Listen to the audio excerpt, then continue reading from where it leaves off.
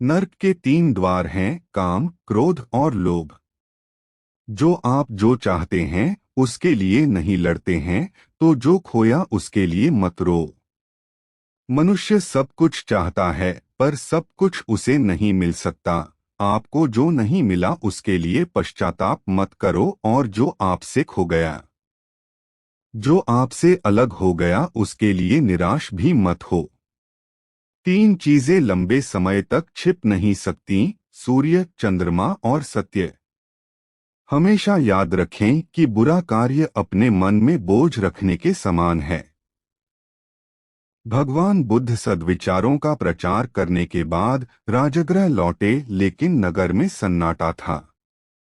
उनके अनुयायी ने उन्हें बताया, भगवान, एक राक्षसी को बच्चों का मांस खाने की लत लग गई है। नगर के अनेक बच्चे गायब हो गए हैं। इससे नागरिकों ने या तो नगर छोड़ दिया है या वे अपने घरों में दुबके बैठे हैं।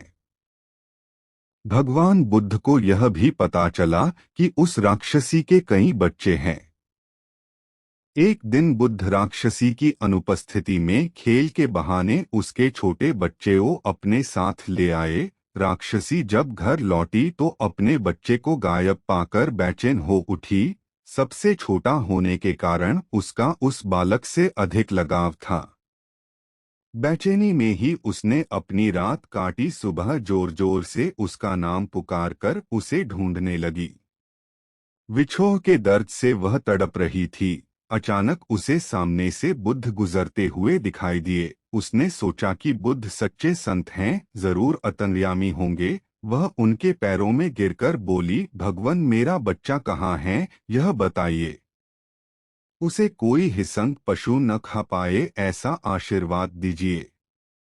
बुद्ध ने कहा, इस नगर के अनेक बच्चों को तुमने खा लिया, कितनी ही इकलौती संतानों को भी तुमने नहीं बख्शा है। क्या तुमने कभी सोचा कि उनके माता पिता कैसे जिंदा रह रहे होंगे?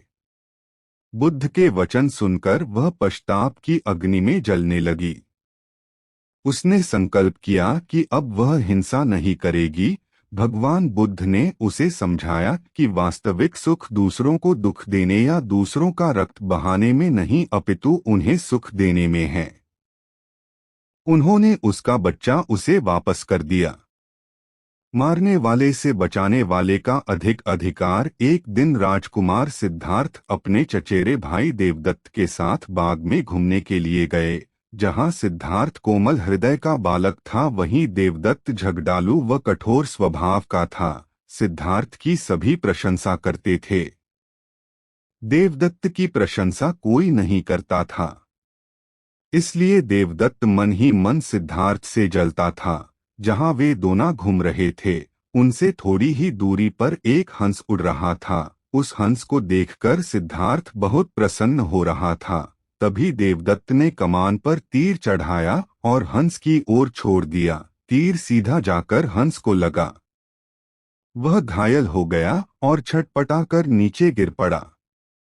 सिद्धार्थ ने दौड़कर उस घायल हंस को उठाया। उसने हंस के घायल शरीर से बह रहे लहू को साफ किया और उसे पानी पिलाया। तभी देवदत्त वहां आ पहुंचा। उसने क्रोध से सिद्धार्थ की ओर देखा और बोला, इस हंस को चुपचाप मुझे दे दो। सिद्धार्थ, इसे मैंने तीर मारकर नीचे गिराया है। नहीं, सिद्धार्थ ने हंस की पीठ सहलाते हुए उत्तर दिया, मैं इस हंस को तुम्हें नहीं दे सकता। Gautam Buddha stories in Hindi.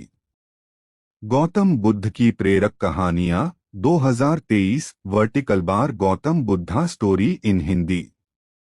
October 18, 2021 by Rahul Kumar.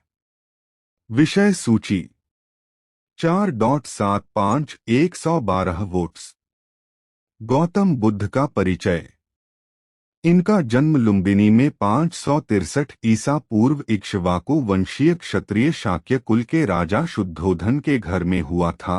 उनकी मां का नाम महामाया था, जो कोलीय वंश से थीं, जिनका इनके जन्म के 7 दिन बाद निधन हुआ। उनका पालन महारानी की छोटी सगी बहन महाप्रजापति गौतमी ने किया। 29 वर्ष की आयु में सिद्धार्थ विवाहोपरांत एकमात्र प्रथम नवजात शिशु राहुल और धर्मपत्नी यशोधरा को त्याग कर संसार को जरा मरण दुखों से मुक्ति दिलाने के मार्ग एवं सत्य दिव्य ज्ञान की खोज में रात्रि में राजपाट का मोह त्याग कर वन की ओर चले गए। वर्षों की कठोर साधना के पश्चात बोध गया बिहार में बोधि वृक्ष के नीचे उन्हें ज्ञान की प्राप्ति हुई और वे सिद्धार्थ गौतम से भगवान बुद्ध बन गए। आइए जानते हैं गौतम बुद्ध की प्रेरक कहानियां। Gautam Buddha story in Hindi.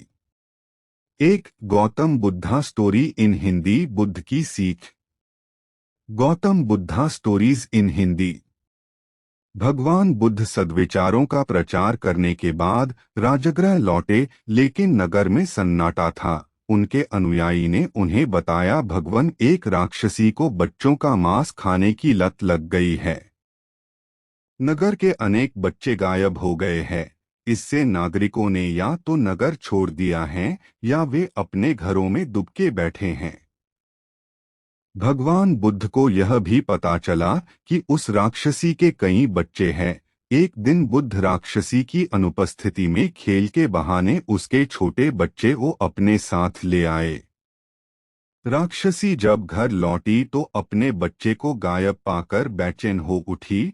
सबसे छोटा होने के कारण उसका उस बालक से अधिक लगाव था। बेचैनी में ही उसने अपनी रात काटी। सुबह जोर जोर से उसका नाम पुकारकर उसे ढूंढने लगी। विछोह के दर्द से वह तड़प रही थी। अचानक उसे सामने से बुद्ध गुजरते हुए दिखाई दिए। उसने सोचा कि बुद्ध सच्चे संत हैं, जरूर अंतर्यामी होंगे। वह उनके पैरों में गिरकर बोली, भगवान मेरा बच्चा कहाँ है, यह बताइए। उसे कोई हिंसक पशु न खा पाए ऐसा आशीर्वाद दीजिए। बुद्ध ने कहा, इस नगर के अनेक बच्चों को तुमने खा लिया, कितनी ही इकलौती संतानों को भी तुमने नहीं बख्शा है। क्या तुमने कभी सोचा कि उनके माता पिता कैसे जिंदा रह रहे होंगे? बुद्ध के वचन सुनकर वह पश्चाताप की अग्नि में जलने लगी। उसने संकल्प किया कि अब वह हिंसा नहीं करेगी। भगवान बुद्ध ने उसे समझाया कि वास्तविक सुख दूसरों को दुख देने या दूसरों का रक्त बहाने में नहीं अपितु उन्हें सुख देने में है। उन्होंने उसका बच्चा उसे वापस कर दिया। आपको महात्मा बुद्ध की यह पुस्तक भी पसंद आ सकती है। Check on Amazon। 2 Gautam Buddha story in Hindi. मारने वाले से बचाने वाले का अधिक अधिकार। Gautam Buddha stories in Hindi. एक दिन राजकुमार सिद्धार्थ अपने चचेरे भाई देवदत्त के साथ बाग में घूमने के लिए गए। जहां सिद्धार्थ कोमल हृदय का बालक था, वहीं देवदत्त झगड़ालू व कठोर स्वभाव का था। सिद्धार्थ की सभी प्रशंसा करते थे, देवदत्त की प्रशंसा कोई नहीं करता था। इसलिए देवदत्त मन ही मन सिद्धार्थ से जलता था। जहां वे दोनों घूम रहे थे, उनसे थोड़ी ही दूरी पर एक हंस उड़ रहा था। उस हंस को देखकर सिद्धार्थ बहुत प्रसन्न हो रहा था। तभी देवदत्त ने कमान पर तीर चढ़ाया और हंस की ओर छोड़ दिया। तीर सीधा जाकर हंस को लगा। वह घायल हो गया और छटपटाकर नीचे गिर पड़ा। सिद्धार्थ ने दौड़कर उस घायल हंस को उठाया। उसने हंस के घायल शरीर से बह रहे लहू को साफ किया और उसे पानी पिलाया। तभी देवदत्त वहां आ पहुंचा। उसने क्रोध से सिद्धार्थ की ओर देखा और बोला, इस हंस को चुपचाप मुझे दे दो। सिद्धार्थ, इसे मैंने तीर मारकर नीचे गिराया है। नहीं। सिद्धार्थ ने हंस की पीठ सहलाते हुए उत्तर दिया, मैं इस हंस को तुम्हें नहीं दे सकता। तुम निर्दयी हो, तुमने इस निर्दोष हंस पर तीर चलाया है। यदि मैं इसे न बचाता तो इस बेचारे की जान चली जाती। देखो सिद्धार्थ। देवदत्त उसे घूरकर बोला, यह हंस मेरा है। इसे मैंने तीर मारकर नीचे गिराया है। इसे चुपचाप मुझे दे दो, यदि नहीं दोगे तो मैं राज दरबार में जाकर तुम्हारी शिकायत करूंगा। सिद्धार्थ ने उसे हंस देने से साफ साफ मना कर दिया। देवदत्त राजा शुद्धोदन के दरबार में जा पहुंचा और सिद्धार्थ की शिकायत की। शुद्धोदन ने उसकी शिकायत को ध्यानपूर्वक सुना, फिर सिद्धार्थ को बुलावा भेजा। कुछ ही देर में सिद्धार्थ हंस को लेकर राज दरबार में उपस्थित हो गया। राज दरबार के ऊंचे सिंहासन पर राजा शुद्धोदन बैठे थे। आसपास के नीचे आसनों पर राज्य मंत्री तथा अन्य पदाधिकारी बैठे थे। कई सैनिक हथियार लिए द्वार के निकट खड़े थे। शुद्धोदन के संकेत करने पर देवदत्त सिर झुकाकर बोला, महाराज, जो हंस इस समय सिद्धार्थ के पास है वह मेरा है। इसे मैंने तीर मारकर पृथ्वी पर गिराया था। सिद्धार्थ ने इसे उठाकर इस पर अपना अधिकार कर लिया है। यह हंस मेरा है, कृपया इसे मुझे दिलाया जाए। राजा शुद्धोदन ने सिद्धार्थ की ओर देखा और बोलने की ओर संकेत दिया।